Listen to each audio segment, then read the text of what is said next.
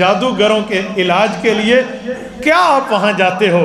وہ بندہ جائے جو خود نہ پڑھ سکے، یا جس کے اوپر جادو ہو اور وہ نہ اعمال والا ہو، نہ نماز والا ہو، نہ معاملات والا ہو، وہ لوگوں کے پاس جا کے پھرتا ہے۔ اگر روزانہ سوتے وقت یہ 2 صورتیں کوئی پڑھ لے، اس کے اوپر کبھی جادو نہیں ہو سکتا۔ دن چڑھے اور دن اترے، صبح دن چڑھ رہا ہے، شام کو دن اتر رہا ہے، یہ 2 صورتیں آپ پڑھ لیں، کسی قسم کا کوئی جادو نہیں ہوتا۔ ہم جادو سے متاثر تب ہوتے ہیں جب کلام اللہ سے ہٹتے ہیں، جادو سے متاثر تب ہوتے ہیں جب ہم شریعت سے ہٹتے ہیں، جادوگروں کے سامنے جا کر تب جھکتے ہیں جب اللہ کے سامنے جھکنا ہم میں کمی آ جاتی ہے۔ میرے دوستو، یہ جو حدیث پاک ہے آپ نے سنا ہوگا، اللہ کے رسول نے کیا فرمایا کہ فرض مسجد میں اور سنتیں کہاں پڑھو؟ گھروں میں۔ حدیث ہے نا کہ گھروں کو قبرستان نہ بناؤ، یہاں پر سنتیں پڑھو۔ ایک تو وجہ ہے کہ حضور کا حکم پورا ہوتا ہے گھر میں پڑھو، ایک اور ثواب ہے گھر میں سنت پڑھ کے مسجد جائیں گے تو حدیث میں ایسا ثواب ہوگا جیسے احرام باندھ کے کوئی بندہ حرم جا رہا ہو، بہت بڑا اجر ہے۔ ایک فائدہ اور بھی ہے، وہ کیا ہے؟ جنات سے حفاظت ہے، جنات سے حفاظت ہے گھر میں سنت پڑھنے پر۔ آپ کہیں گے کیسے؟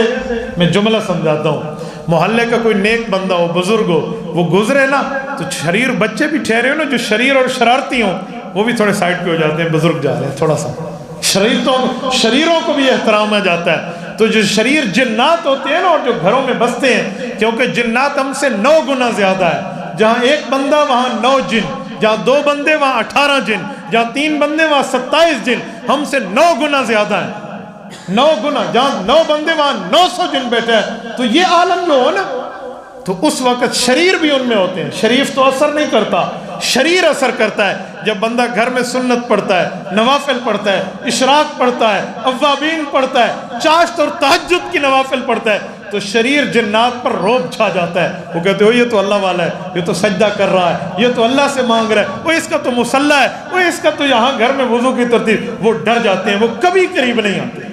جب ہم گھروں کو قبرستان بنا کے بیٹھ جائیں، نہ ادھر تلاوت کریں، نہ ادھر نماز پڑھیں، نہ ادھر کوئی اور دینی کام، تو جینتے سے لکھی چیزیں چڑھنے والا اللہ باویں، تو کبھی جن نہیں آتا۔ اپنے آپ کو پاکیزہ رکھو، اپنے آپ کو مضبوط رکھو، دین پر قائم رکھو، آپ کے قریب جن نہیں آئے گا، کبھی نہیں آئے گا جن۔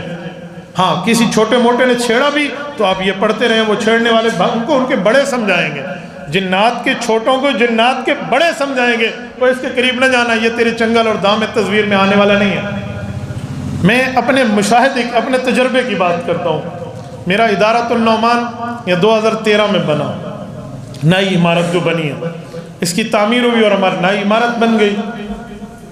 جب ہم نے وہاں پڑھنا شروع کیا نا، پہلی رات کی بات ہے، میرے ساتھ 1-2 شاگرد بیٹھے ہوئے ہیں اور میں شاید کوئی تفسیر کی کتاب تھی وہ میں پڑھ رہا ہوں، رات کے 12-11 بج رہے تھے، 11 کے بعد کا ٹائم ہی ہوگا، اندھیری رات تھی۔ تو ایک لڑکا نیچے بیٹھ کے مطالعہ کر رہے اور ابھی ہم نیا سلسلہ شروع کر رہے تھے، تو دیوار سے ایسے آواز آئی ہے نا، جیسے گڑ گڑ گڑ ایسے آواز آتی ہے۔ تو میں نے پڑھتے ہوئے اتنی زور سے آواز آئی کہ مجھے ڈسٹرب ہوا اور میں نے یوں دیکھا، ایک بار دیکھا تو میرے جو شاگرد نیچے بیٹھے تھے وہ تھوڑا کمزور دل کے تھے، تو اس نے اب آدھی رات کو آواز ہو اور اس نے مجھے دیکھا، میں نے اسے دیکھا، تو باتوں میں منہ سے ہم نے کچھ نہیں کہا، آنکھوں میں بات ختم ہو گئی، آواز جو ختم ہو گئی ہم نے کہا چل جانے دے، میں بھی پڑھنے لگ گیا اور وہ بھی۔ کچھ ٹائم بعد دوبارہ تو پھر اس نے مجھے دیکھا، مجھے سمجھ آ گیا کہ یہ پریشان ہو جائے گا، تو میں نے کہا کیا یہ آواز کیا ہے؟ اب وہ ایسی آواز نہیں تھی کہ کوئی پڑوسیوں گھر سے آ رہی ہو، تو میں نے اسے کہا اللہ کے بندے یہ سردیوں میں لوہا سکڑتا ہے، یہ گاڈروں کی آواز ہے۔ سمجھانے کے لیے لوہا سکڑ، ہمیں بزرگ تو یہی کہتے ہیں گرمیوں میں پھیلتا ہے، سردیوں میں سکڑتا ہے۔ اب اسے تسلی، میں نے کہا لوہا شاید سکڑ رہا ہے۔ مجھے کہتا ہے استاد جی داڑھی میرے منہ تے آ گئی، آج تک لوہے دی آواز ہے جی میں نہیں سنی۔ میں نے کہا جانے دے، چلو بات آئی گئی ہوگی۔ تیسری بار آواز آئی تو وہ کھسک کے میرے پاس آ گیا، میں نے کہا لوہے کو آپ سنبھالو۔ یقین مانے میں کوئی عامل نہیں ہوں، لیکن ایک بات ہے، میں گھر میں الحمدللہ تلاوت بھی کرتا ہوں، گھر میں مطالعہ بھی کرتا ہوں، سنت بھی پڑھتا ہوں، اور پلید کبھی نہیں گھومتا، پلید کبھی کوئی کھانا پینا نہیں کرتا اور کسی پر ظلم نہیں کرتا۔ تو مجھے یقین تھا کہ میں نے اگر ان جن سے بات کی تو یہ مان جائیں گے۔ ایک آسا صاحب پڑا ہوا تھا ڈنڈا، وہ میں نے اٹھایا اور نیچے کارپیٹ پہ مارا، میں نے کہا سنو، جیسے آواز بات کرنے کا طریقہ ہوتا ہے نا، حضرت درخواستی فرماتے تھے گھروں میں کچھ ہو نا تو جو بندہ نماز قرآن والا ہو وہ بات کر سکتا ہے. تو میں نے کہا اے سنو, مجھے چھیڑنے آئے ہو, شرم نہیں آتی تمہیں؟ میں اللہ کا قرآن پڑھ رہا ہوں کہ پیو ماں دے کس سے نہیں پڑھ رہا. اور میں نے ایسے ان کو امپریس کیا نا, دبایا جیسے دبانے کا حق ہوتا ہے. اردو میں, عربی میں, انگلش ٹوٹی پوٹی جتنی زبانیں, فارسی میں, جو زبان مجھے آتی تھی میں نے ہر زبان میں انہیں کہا. بس ایک ان کی ماں میں ان کو گالی نہیں تھی, باقی جو ہوتا تھا میں نے کر دیا. تو میں نے کہا خبردار جو تم نے مجھے چھیڑا, کہ میں نے اللہ کے لیے جگہ بنوائی ہے, پوچھو اپنے ماں باپ سے جا کر, ہمیں چھیڑنے نہ ہو کسی اور کے پاس جانا. 2013 آج 2021 میرے سامنے اللہ کا قرآن ہے, میرے ادارے میں کبھی کوئی مسئلہ نہیں ہوا. کیوں؟ آپ حدیث پاک پہ عمل کریں, قرآن پہ عمل کریں. جن آپ سے دوڑے گا, حقیقت میں آپ سے دوڑے گا, اور جنات ایسے دوڑتے ہیں نمازی سے جیسے دوڑنے کا حق ہو.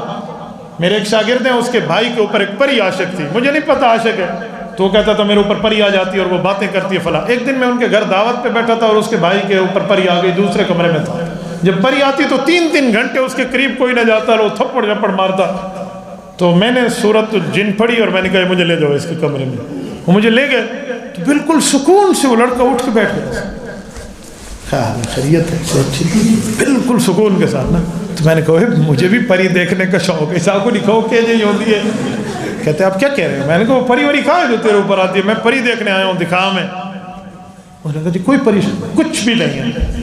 جب میں وہاں سے آیا اگلے دن ان کے بھائیوں نے مجھے بتایا کہ مفتی صاحب اس کے اوپر پری آئی تھی, لیکن بعد میں آ کے اس نے کہا ہے کوئی تیرے اس سے تعلقات ہے, پتہ نہیں وہ ہمیں کیسے جانتی ہے. نہیں بس ٹھیک ہے کوئی نہیں مسئلہ, میں توبہ کر رہی ہوں اور توبہ میں جنات کی جماعت میں جا کر سے روزہ لگاؤں گی, میری جان چھڑا دے. پتہ نہیں کیا مسئلہ. صرف اور صرف بندہ کلام اللہ کی غیرت اتنی ہے, الفاظ نبوی اور الفاظ خدا کی اتنی غیرت ہے کہ جن مرعوب ہو جاتا ہے, اور جو جنات سے ڈرتا ہے جن اسے مزید ڈراتے ہیں. ایسے یار ایک جملہ آپ نے اردو میں سنا ہوگا کہ میری بلی مجھے میاؤں, یہ جملہ ہے یا نہیں؟ کیا مطلب میری بلی مجھے میاؤں کا؟ کیا بلی تو میاؤں کرتی ہے, تو میری بلی مجھے میاؤں کیوں کہتے ہیں؟ اس کی وجہ کہ بلی کو روٹی میں ڈالتا ہوں, وہ میرے ٹکڑوں پہ پل کے مجھے میاؤں کرے گی, یعنی مجھے چھیڑے گی, یہ مراد ہے. تو جنات ہمارے ٹکڑوں پہ پلتے ہیں. اللہ کے رسول نے فرمایا اللہ یمر بعظم ولا بروث الا وجدوا علیہ طعاما. مسلمان اور انسان جب گوشت کھا کر ہڈی کو پھینک دیتا ہے, اللہ اس ہڈی پر گوشت لگا کر جنات کو رزق دیتے ہیں. یہ حضور علیہ السلام کی طرف سے دیا ہوا انہیں کھانا ہے. تو ہمارے ٹکڑوں پہ پلنے والا جن ہمیں آنکھیں دکھائے گا یہ نہیں ہو سکتا. شرط یہ ہے کہ میں اللہ کے ساتھ ٹھیک ہوں, میں اپنی شریعت کے ساتھ ٹھیک ہوں. جب میں شریعت اور دین کے ساتھ کچھ اوپر نیچے کروں گا تو جین میری گچی پکڑنی ہے. تو اس سے بہتر ہے کہ ہم اپنے آپ کو ٹھیک کر لیں, یہی معاملات ہم پڑھیں, ہم سمجھیں, تو کبھی کسی عامل کی منت نہیں کرنی پڑے گی, کبھی کسی کو 2 نمبری نہیں کرانی پڑے گی. جادو ہو بھی گیا تو ٹوٹ جائے گا, ہو بھی گیا تو ٹوٹ جائے گا, ایسے ٹوٹے گا جیسے ٹوٹنے کا حق ہو. یہ منزل کی روزانہ کی بنیاد پر ایک بار آپ پڑھ لیں, صبح شام کے یہی صورتیں پڑھ لیں, بچوں کو سمجھائیں, جو پڑھ سکے تو وہ پڑھیں, جو نہ پڑھ سکے بچوں کے اوپر پھونک دیں, کسی قسم کا کوئی جن نہیں آئے گا.